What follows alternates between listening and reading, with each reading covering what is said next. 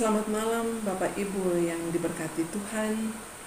Jumpa kembali dengan saya dalam program Saya dan PKLU Membaca Alkitab Bersama, edisi Kamis malam 28 Agustus 2025.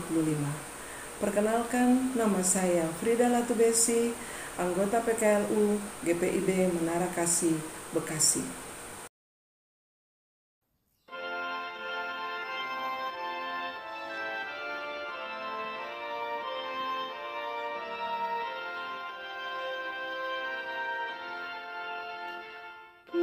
Pujilah Tuhan Sang Raja yang Maha Mulia. Segenap hati dan jiwaku, pujilah Dia. Datang berkat, berilah izinmu berkat, angkatlah puji-pujian.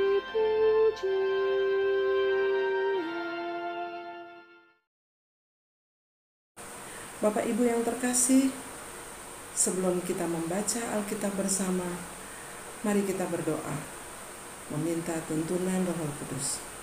Mari kita satu dalam doa. Terima kasih Tuhan, terima kasih atas penyertaan-Mu sepanjang pagi, siang, hingga malam hari ini. Malam hari ini kami akan membaca daripada firman-Mu. Tuntunlah kami Tuhan, supaya apa yang kami baca tertanam dalam hati dan pikiran kami, supaya kami menjadi pelaku-pelaku firman yang setia. Ampuni kami Tuhan, supaya kami layak di hadapan hadirat-Mu. Dalam nama Tuhan Yesus kami berdoa dan mengucap syukur. Amin. Bapak Ibu yang terkasih, malam hari ini kita akan membaca dari kitab Roma 3, ayatnya yang ke-19 sampai dengan ayatnya yang ke-20. Roma 3, ayatnya yang ke-19 sampai ayatnya yang ke-20. Demikian. Namun kita tahu bahwa segala sesuatu yang tercantum dalam hukum Taurat ditujukan kepada mereka yang hidup di bawah hukum Taurat, supaya tersumbat setiap mulut dan supaya seluruh dunia berada di bawah penghakiman Allah. Sebab tidak seorang pun yang dapat dibenarkan di hadapan Allah karena melakukan hukum Taurat. Karena justru oleh hukum Taurat orang mengenal dosa. Bapak Ibu yang terkasih, dalam SBU malam hari ini diberi judul Bijak dalam Berpijak. Aturan dibuat untuk dilanggar. Kita pasti pernah mendengar ungkapan ini. Aturan atau peraturan, ketentuan seharusnya dibuat untuk membantu mengatur kehidupan agar berjalan dengan baik. Tapi seringkali justru ada orang yang merasa tertantang untuk melanggarnya.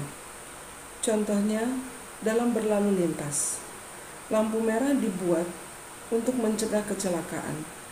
Namun masih saja ada pengendara yang suka menerobosnya dengan alasan ingin cepat sampai atau karena tidak ada polisi yang mengawasi.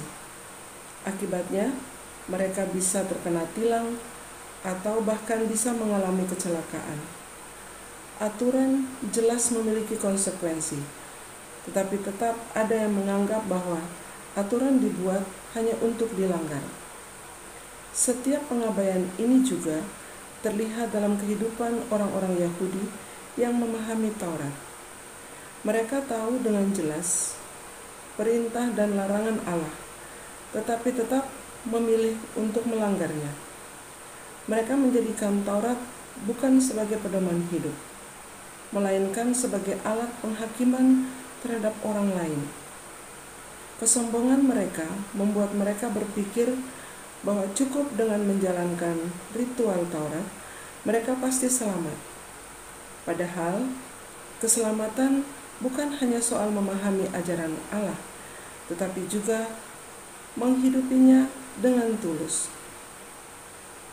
Orang-orang Yahudi menunjukkan bahwa mereka tidak bijaksana dalam menerima anugerah Allah.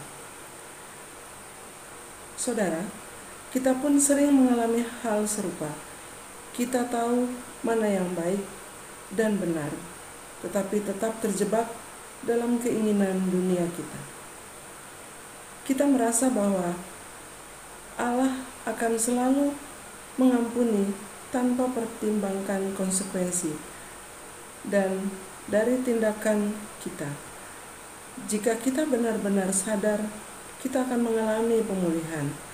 Namun jika kita tidak, akan terus jatuh dalam kesalahan yang sama. Kasih Allah memberikan kita kesempatan untuk belajar dan bertumbuh dalam kebijaksanaan. Marilah kita bijak dalam mengambil keputusan, agar kita benar-benar hidup dalam kehendak Allah dan tidak terjerumus dalam dosa yang berulang.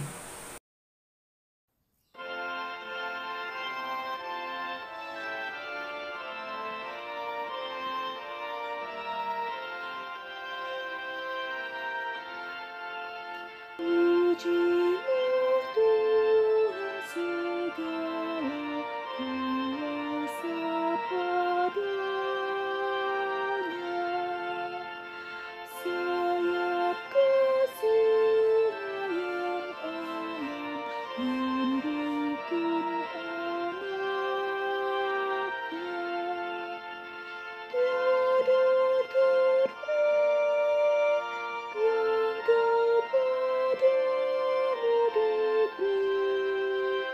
Tidakkah itu kau rasa?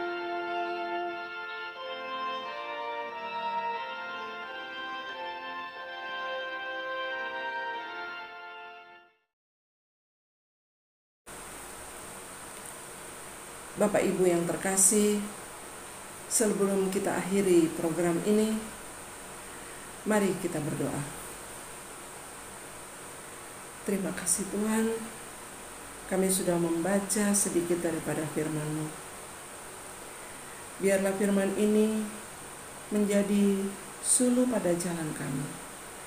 Biarlah kami selalu ingat akan perintah-perintah-Mu. Bapa, pada malam hari ini kami berdoa kepada rekan-rekan sesama PKLU di seluruh Indonesia. Bapa, lawatlah mereka apabila mereka sakit.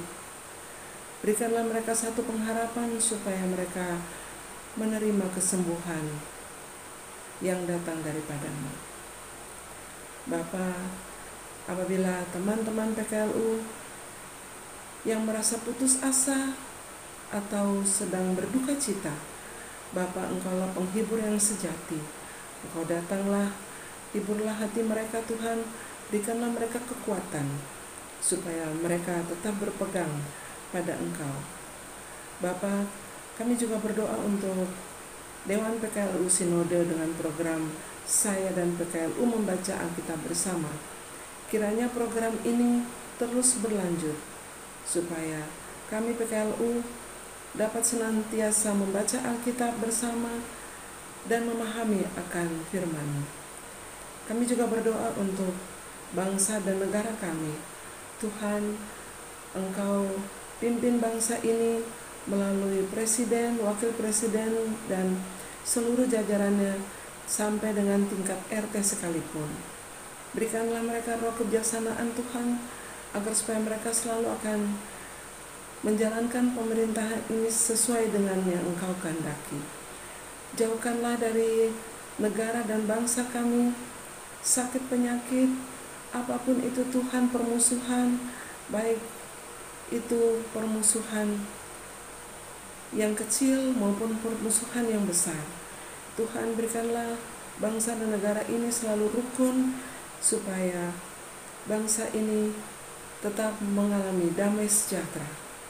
Bapa, ampuni salah dan dosa kami, supaya kami layak di hadapan hadirat-Mu.